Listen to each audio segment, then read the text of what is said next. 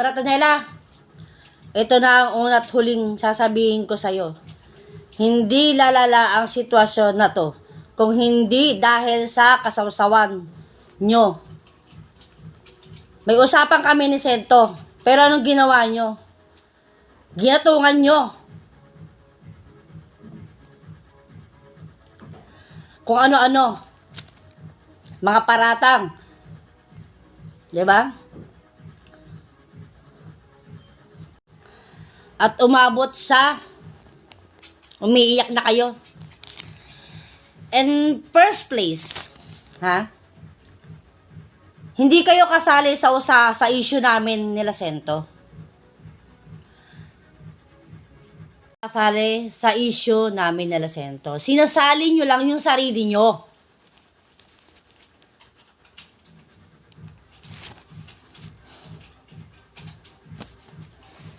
At tungkol naman sa binasurang anak, huwag ka masyadong sinungaling. Di ako nagsabi niyan. Huwag dagdagan. Huwag dagdag wento. Kayo nga tong palagawa ng wento, biruin mo. Sa kagustuhan yung sirain partner ko, pinalalabas nyong mukhang pera, gawa-gawa wento. Pinagbintangan nyo para nag-delete ng comment. Tapos ano, gusto nyo manahimik lang kami? Kunwari example, magpalit tayo ng sitwasyon. Halimbawa, asawa mo naging PWD. Example lang to makinig, wag assuming. Halimbawa, sabihin ko sa PWD, ang asawa mo, gago, baldado, siraulo, mongoloid, at kung ano-ano pa. Ano kaya ang mararamdaman mo, Mananahimik ka lang ba? Marami nang pinaratang sa asawa mo, mananahimik ka lang ba? Ganun ba gusto mo?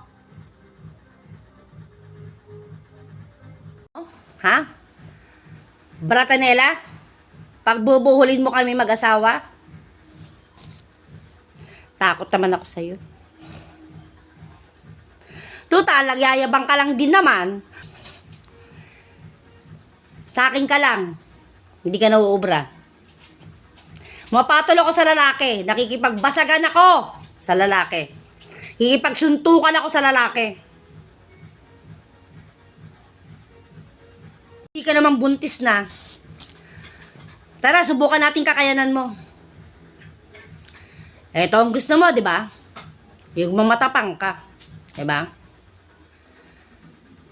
Huwag ka na mag-assuming na magbubuhulin mo kami. Sa akin pa lang, hindi ka nauubra. Kung galit at inis kayo kay Rapi Tulfo, sa lahat ng ginagawa niya at natutulungan niya at sa tingin nyo illegal, bakit hindi nyo kasuhan? Puro kayong ngal-ngal, angas tapang, papapansin sobra. Pag pinansin naman yata kayo, baka magsiurong ang buntot nyo. Nandito na lang, shoutout sa'yo, Queen. Hindi na kita babanggitin. Nasa sayo na yan kung babanggitin mo pa rin ang pangalan ko. At huwag masyadong makisawsaw. Baka hindi mo malaman ang mangyayari sa takdang panahon at takdang araw.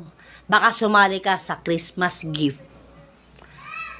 Thank you, girl, sa lahat ng panghuhusga mo. At magpapasalamat ako. Marunong akong pasalamat deep inside.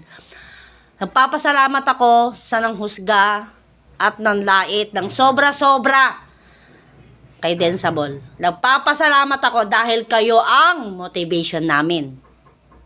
Nagpapasalamat ako sa mga taong sobra-sobra hanggang ikahon na nila.